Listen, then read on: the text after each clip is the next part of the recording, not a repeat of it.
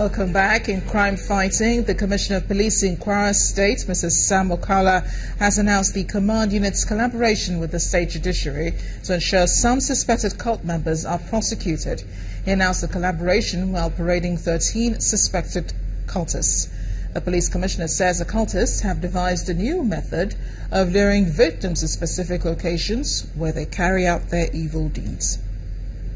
We have gone out and we have effected the arrest of some of these notorious cultists. As I talk to you, gentlemen of the press, we have 13 suspects with us. They are undergoing interrogation and they have made useful statements, and we will definitely proceed against them. They keep on devising means of attacking their victims. Of recent, they have been engaging in the use of motorcycles, otherwise known as Okadas. They also put calls across to some of these victims and lure them to obscure corners and areas where they attack them. But we have this information at our disposal.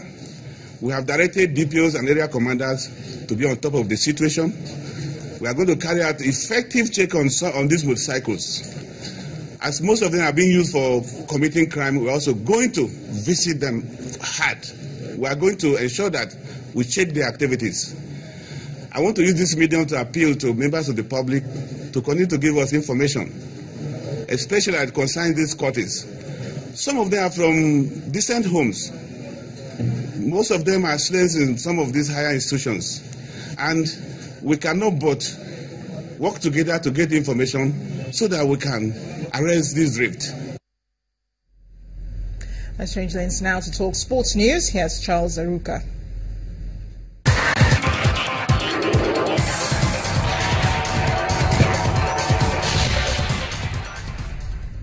Oh, thanks, Amarachi. Welcome to Sports News. Team Nigeria will eventually compete at the ITTF African Junior Championships in Algiers, Algeria. The Nigeria Table Tennis Federation's last-minute efforts yielded positive results as the issue of funding was eventually resolved. The team, made up of 3 male and 3 female players, have left the country earlier tonight. The top 3 teams in each category will qualify for the World Junior Championships in November. In football, English Premier League side Chelsea have appointed Italian manager Antonio Conte as head coach of the team for next season. Conte, who is currently the manager of the Italy national side, has signed a 3-year contract and will begin work in London following his country's participation in this summer's Euro 2016 tournament. Conte will be the 5th Italian to manage Chelsea, following on from Gianluca Vialli, Claudio Ranieri, Carlo Ancelotti and Roberto Di Matteo. The 46-year-old says he's delighted at his new role and looking forward to meeting with the players. Now, 60 years after Bobby Charlton's debut for Manchester United, the South Stand at Old Trafford has been named Sir Bobby Charlton Stand in his honour. Fans held up coloured cords to spell out his name in huge letters. Manchester United then maintained their push for a top-4 Premier League finish when they beat Everton 1-0 with a second-half goal by French striker Anthony Martial in the match. My time at United has been laced with all these great moments, but none more so than my friendship with Bobby and what he's done for me. Now, his daughters are here together, Suzanne and Andrea, and they all seen him play. So you can glorify him that a little bit. The grandchildren have never seen him play. So take this moment as the best moment of your life. You're here when Bobby, your grandfather, has got a stand named after him. That's the best moment of your life. Don't ever forget it. And make sure you get a photograph taken with it. So, Bobby, thanks for everything you've done for me. Well done.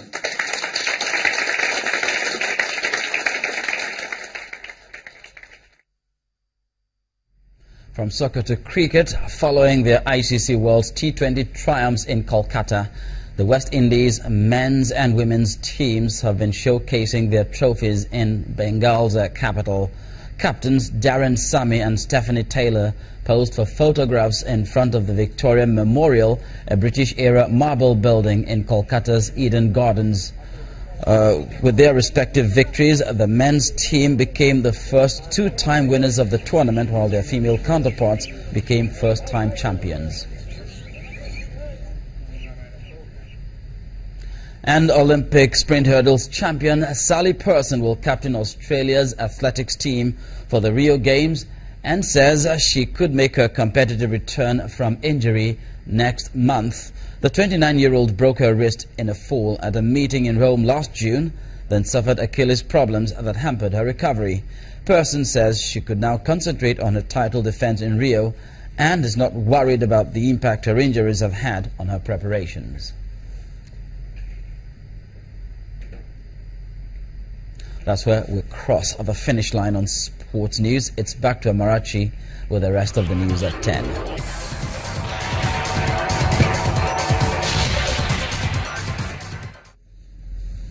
Thanks a lot, Charles. In other news, Brazzaville, the capital of DR Congo, came under intense gunfire earlier today as residents took to their heels under the attacks. It comes weeks after Denis Sassou Nguesso won a third term as president.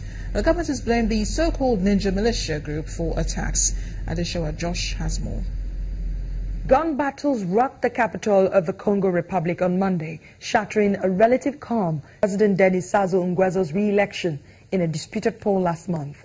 Heavy gunfire was heard in the streets of Brazzaville, the capital of the Republic of Congo, where security forces have been deployed. South Africa's ruling African National Congress, ANC, has held crisis talks to discuss the fallout from a court ruling last week that President Jacob Zuma flouted the constitution, triggering calls for him to resign. The ANC backed Zuma after the Constitutional Court rebuked him for ignoring Public Protector Thuli Mandosela's order that he pay back some of the $16 million spent on upgrading his private Nkanda home. How tax havens are used to hide wealth. 11 million documents were leaked from the secretive Panamanian law firm Mossack Fonseca. They show how the company has helped some clients launder money, dodge sanctions and avoid tax. The report indicted many world leaders, both former and incumbents. That's the foreign news wrap-up. The news at 10 continues in a moment. Thanks, Adeshowa. Meanwhile, the EU-Turkey deal for dealing with the migrant crisis has taken effect today. As a result, the first boat carrying migrants has been deported from Greece and arrived Turkey earlier. This move forms part of an EU plan aimed at easing mass migration to Europe. The deal has been attacked by rights groups who say they're concerned there was not enough preparation for it. With each passing day, the options for these migrants grow slimmer. They initially sought safety here on the Greek island of Lesbos. Now they are being boarded on small passenger boats to begin their journey to Turkey. The move is part of the European Union deal aimed at stopping the influx of migrants and refugees into Europe since last year. Under the EU-Turkey deal, Ankara will take back all migrants and refugees who enter Greece illegally, including Syrians, in return for the EU taking in thousands of Syrian refugees directly from Turkey and rewarding it with more money, early visa-free travel and progress in its EU membership negotiations. The procedure was very calm. Everything was very orderly. Migrants were put on buses. And when the buses were ready, the buses came here to the harbor.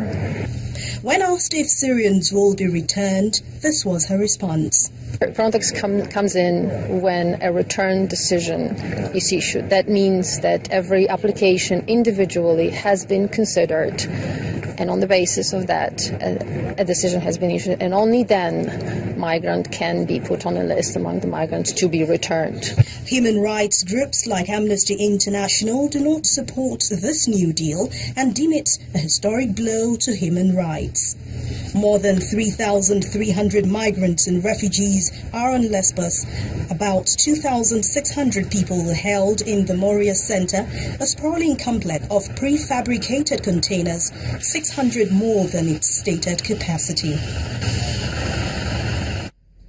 On entertainment news tonight, with 3 hit songs released back-to-back, YBNL star Adekunle Gold is gearing up for the unveiling of his debut album. There's some more stories from Mayowa Ogundele.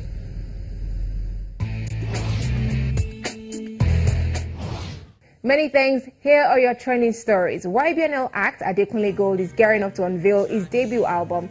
Adekunle Gold first hit limelight with his song Sade and has gone ahead to release 2 more hits, Oriente and Pickup, and have earned himself top awards including the All African Music Awards and the Headies. The Afrocentric singer has now released a new track titled Ready, which will be followed by his debut album.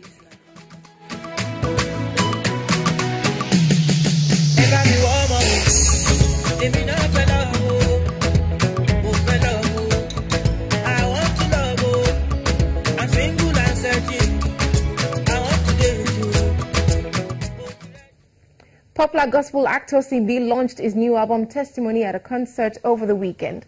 The new body of work features collaborations with popular gospel acts Efe Nathan and Chocolate City artist Nosa, as well as several others.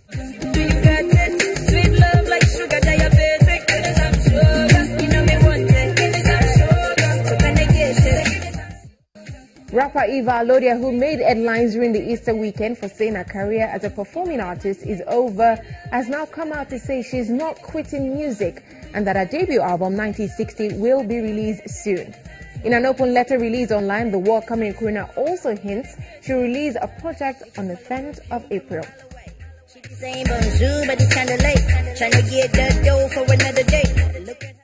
Maven First Lady Tiwa Savage is working on a video for her song If I Talk and teased fans with a picture taken behind the scenes of the video shoot. The song, featuring label mate Dr. Seed, is off her sophomore album, Red. Now I'm at it again. They almost had me frustrated, but then I had to just win. I went to swim with the sharks and I came out as a whale. They're hitting on me from school, I'm flying out to Brazil. Well, speaking of new music videos, a number of artists have just released new ones, starting with Ice Prince with the visual interpretation of Seasons, directed by Shay UA. High Life singer Flavor is out with the visuals to Dance, as imagined by award-winning director Clarence Peters. Love to dance. Baby loves to dance. Or more for my friends, for everyone. Give me love, share the love. Emerging act Toby Gray also releases a video for a reggae-inspired song, Love Dosage, as directed by Stan's Visuals. We got the love, love, love dosage. We got the love, we got the love. And that's it from me. Many thanks for watching. Let's head back to the news.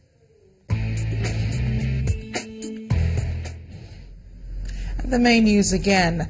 Nasarawa lawmakers threw caution to the wind as they resorted to fisticuffs over allegations of bribery made by 6 lawmakers against other members of the House.